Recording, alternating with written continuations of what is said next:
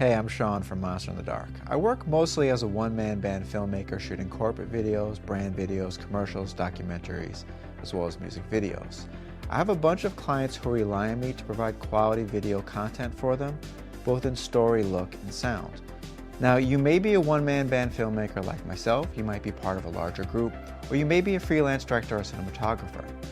No matter which role you fit into, these essential tools for filmmaking will help your pre-production and production process, which will lead to a better product for your client. Some of these essential tools are free, some of them cost money, but none of them will break the bank. Throughout this course, I'll be using these tools to work on a film that I've been hired on as a cinematographer. It's a zombie comedy, and it's being shot in upstate New York. I'll show you how I'm using these essential filmmaking tools to get this short film made both on time, on budget, and with great looking visuals. So join the course and let's get started.